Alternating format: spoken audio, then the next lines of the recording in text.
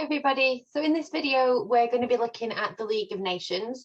I'm going to go through what it was, what its powers were and what its aims were. We're also going to have a look at a little cartoon about the League. Like the Treaty of Versailles, there's some really good cartoons on the League of Nations, really get your teeth into, so we're going to have a look at one of those in this session. So the League of Nations, what was it? So it was an international organisation.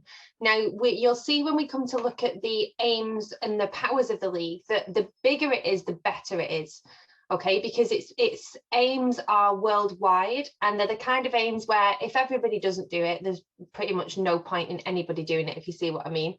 So it was devised by President Wilson. Now, if you remember from the Treaty of Versailles video, President Wilson was the leader of the USA at this point in time. The League of Nations was one of his 14 points, not all of which got accepted into the Treaty of Versailles, but the League of Nations was one of the ones that did. And he was also one of the big three. Okay, now if you include Orlando of Italy at that point, there's 4 of them, but we do look at them in this course as the big 3. So he wanted to have, now remember his aims at the League, at the Treaty of Versailles were all about peacemaking. They were all about going forwards, helping to rebuild the world, helping to grow economies, improve cooperation. He basically wanted to avoid another war. And he thought the way of doing that was to make sure that everybody was working together harmoniously. He didn't want another war. He wanted, rather than conflict, there to be a system where people could talk about things before it resorted to war. Because obviously the First World War, though it didn't devastate America as harshly as it did Europe, had been catastrophic, basically, for the whole world. So Wilson wished to have an organisation which would act as some form of global parliament. Okay, now the problem here is who's in charge, who decides what the laws are, and all those kinds of things. So a global parliament is a great idea on paper, but let's see how it plays out. So the idea would be that countries would send representatives, so they would all meet together. So one person from each country, they would all obviously go forward and represent their country. So kind of like we have in Parliament, we elect our MPs in our towns and our boroughs, and then we send them to Parliament to represent the people who have voted them in. And they would debate and discuss before coming to an agreement. But Wilson's view was contested by Britain and France. Now, remember, they've got very different aims, different backgrounds, different things that they want out of peace after the First World War. So Britain wanted the League to only work in global emergencies. So what's the point if there's nothing actually going on in having it at all? Okay, that was their point of view. So acting as a crisis management, so only to be there in the case of, right, this country's attacked this country, what are we going to do about it? Let's get the League together then. France wanted the League to be a strong international organisation, complete with their own army.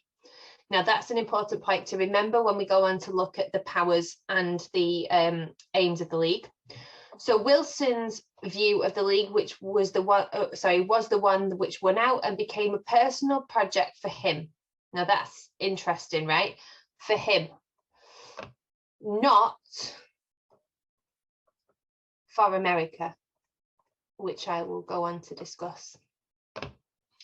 So Wilson's view was that all nations would be members of the League and that all countries who were membered would be committed to disarmament. So you can see here how these two views are so contradictory. So Wilson wanted the members of the League of Nations to commit to international disarmament. So disarmament, if you're not aware, means having no weapons. To disarm means to not have any weapons. However, as we can see up here, France and Clemenceau wanted them to have their own army. You can't have your own army if you are committed to disarmament. Okay, it's a complete contradiction. So if there was a situation whereby countries disagreed, they would appeal to the League of Nations, who would resolve it. right? So this idea again was that they didn't need to have a war because the League of Nations was there. to solve disputes without the need of force. So countries were to respect the decisions made, sorry, I should say by the League. And that's a really important point, because if you've got a country, and we'll see this when we come on to the Manchurian crisis in a few videos time, if you've got a situation where the League imposes something on a country and then the country thinks, right, well, I just don't really care if that's what you think because I want to do something different, and doesn't listen, then you've completely lost the power of the League there. So it's really important that all of the countries in it want to be there and respect the decisions that are made by the League of Nations. So despite the commitment to disarm, countries should come to each other's aid if a country was ever invaded by another, right? So where it says come to each other's aid, that means militarily. So can you see how there's already quite a few problems cropping up here, because you have a commitment to disarm. So if you've got a commitment to disarm, you are committing to having no weapons. However, when you've got no weapons, if a country needs you, you need to go and help them with your military. Again, yeah, we've got a battle going on here, figuratively. So should a country break these agreements, then the other members would stop trading. Now, this is where we've got non-military sanctions or powers, which we'll come on to in a second. So, and if necessary, again, use military force to stop any further military action. So we keep having this word military next to this word disarm and disarmament, so we can see there how things aren't quite marrying up. So the idea of a league was one which was very popular. Now remember, when you think about the attitude and the feeling of the people at this time, they'd just come out of the First World War. They like the idea that there is something that's going to prevent another war happening again on the same scale quite quickly. So the idea of a global community, and again, that's really important, that we do have as many countries in the world in the League, where disputes could be solved and backed up by the threat of military force from the USA, was appealing to many members. So imagine if you're a really small country, you're worried about these big global powers that are starting to rise, you're worried about the spread of communism after the Russian Revolution in 1917, and you want that fear of that threat of invasion by another big power. If you think, well, they're probably not going to invade me because I've got the USA on my side and the USA is going to back me up because they've got a massive army and nobody is going to threaten them, then that's a really, really good thing for smaller countries. So a lot of smaller countries do join, which I'll have a look at in the next video.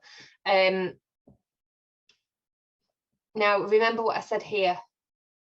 It was a personal project for Woodrow Wilson. It was not a project for America. And again, I'll come back to that. Now,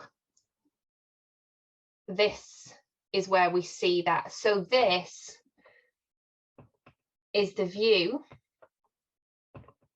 of the League of Nations from America's perspective.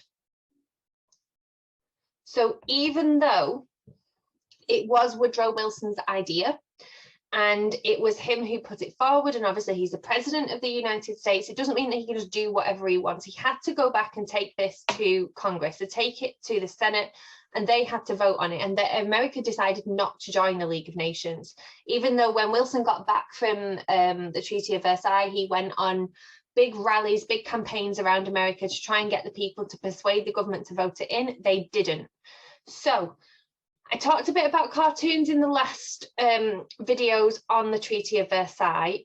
It's really important, as I said in that video, that you look at as many cartoons as you possibly can before you go into this exam, so that you know what kind of thing you're looking at and you can pick up on what you're seeing. So, for example, you would need to know, to be able to interpret this cartoon, that this is a dove. And you would need to know that this is an olive branch. was trying to write France then. This is an olive branch. And what you would need to know about both of these things is that they are symbols of peace. Okay, so a dove and an olive branch are a symbol of peace, and they are representing the League of Nations. So the League of Nations is coming to this figure representing peace. Okay, this an idea of everybody working together, there being no more conflict. So the senator, so this person here is representing the USA and the government of the USA, the decision makers. And he says, see that horrible vulture, take it away, take it away. So he obviously is not seeing this idea of peace. He's not being able to see that. He's seeing that as a vulture who's going to come. And if you know what a vulture does, they circle things that are dying and then they eat dead carcasses. So a vulture is obviously not the same kind of creature as a dove, and he's seeing it in a completely different way than the rest of the world is seeing it. And that's one interpretation of America's view of the League of Nations and them not joining it. Okay, so can you see how easy it is to analyze a cartoon if you know what the symbols are that are in it that you're looking for? And that's why it's really important that you keep looking at cartoons. So 5 main aims of the League of Nations then: to prevent aggression to any nation, to encourage cooperation between nations, to work towards international disarmament, to improve working and living conditions of all peoples, and to uphold the Treaty of Versailles. Okay, you need to think about what this exam might ask you about these aims is, were they realistic? Were they ever going to happen? So to prevent aggression. Now, if you think about whether that's realistic, you need to think about human nature, really, because humans are inherently aggressive people. We've got a big empire and internationalism.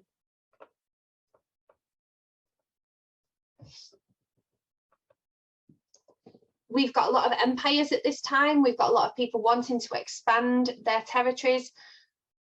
Are you going to be able to prevent aggression to any nation with people trying to expand their empires? Are you going to be able to prevent aggression when the feeling from Germany, for example, is so negative after the First World War? Maybe not. To encourage cooperation between nations, how is it going to do that? We'll have a look at the powers in a second. To work towards international disarmament. Are countries ever going to... Oh, sorry, I keep joining up things there. Are countries ever going to get rid of all of their weapons? No, they're not, because if they're attacked, they're not going to be able to defend themselves. And why are they going to trust that other countries are going to do that? Right? So if one country says, well, we'll get rid of all our weapons if you get rid of all of yours, and then that country says, yeah, wink, wink, we've got rid of all ours, but they've actually got a big arsenal behind them, countries are not going to trust each other because there's a lot at stake. So international disarmament, in my opinion, was never going to work. Okay, to improve working and living conditions of all peoples. Now, this one could be realistic if it wasn't for the word all. Okay, they do have quite a lot of success with their agencies, the League, and you could argue that they do have success in this area, but they don't improve the working and living conditions of everyone. That's a really, really big aim, that one. And what you've also got to remember is a lot of countries are rebuilding after World War I, and the countries that are in the League, yes, are looking out for each other to a certain extent, but are definitely looking out for themselves. And then the final one, to uphold the Treaty of Versailles. Now, how did they do this? They had different powers. Now, the first one, moral condemnation. They would declare in public that a country was wrong, and public opinion would force it to stop. The League called this a community of power. Now, that's like somebody doing something wrong at school and being put in front of everybody in assembly and them saying, this person has, I can't think of something that somebody would have done, but had a fight, for example. This person has had a fight or taught back to a teacher or something like that, and the head teacher stands with them at the front of the assembly and says they've done wrong, make them feel bad. Now, if that person keeps doing things like this, that's not going to work for them. And there's, you know, if other people are scared of them, they might not have that backlash that they're hoping for. So people might not go up to them and be like, look, what are you doing? Stop it. Because if they're scared of them, they're not going to do it. And it's the same with countries. If a country's done something to another country, they've got a reason for doing it. And the League of Nations saying that was naughty is not going to stop them. Okay, so moral condemnation is quite a weak, it's a weak one for the bigger powers, the bigger countries. For the smaller countries, having the pressure being put on them from the bigger countries such as France, Britain, Italy, Spain, those kinds of countries, it's going to probably put them under a lot of peer pressure. But for those powers, it's not going to work. Have the little countries trying to put pressure on them. So they could offer arbitration. So they could act as a referee between quarreling nations. So you could have them, two countries who are arguing about something, and then you have a third country that tries to talk through both sides. That's a nice idea, that one. It could apply trading sanctions. Now, this is a good one, trading sanctions, because this one would have economic impact. However, this one does not work very well because of the USA being absent. Because if you said, right, that you have done something wrong, you are now not allowed to trade with anybody else in the League of Nations, because they couldn't stop you trading with anybody outside the League of Nations. Countries would think, well, that's fine, because I can still trade with the USA, who in the 1920s have a growing economy. Okay, and they actually do really well off World War I because they are providing a lot of the weapons, a lot of the food to the European countries. They're not really involved in it. They only joined in 1917, and none of it is fought in the USA. So they do really well out of it. Their economy is doing really well in the 1920s, not in the 1930s, remember, because of the Wall Street crash. So the USA not being involved in these trading sanctions really means that this particular punishment doesn't work. Plus, when they do employ it in places like Abyssinia, well, it's bizarre what they do to Mussolini. They say, yeah, you can't trade this, this, and this, but you can have oil and steel and coal and all the things you need to carry on your invasion. But I'll come on to that in a different video. Finally, the League. Sorry, I do find the League of Nations quite bizarre, just because it's just so contradictory. The League could agree to military force, although it had no army. So the League was counting on other people's armies to back it up. However, nobody was going to give them any army, because remember, we've just fought in World War I. They've already lost a massive portion of their own armies. And the men who are of fighting age. So a lot of countries were unwilling to give any more men to the League of Nations and their army. So that's an introduction to the League of Nations, its aims and its powers.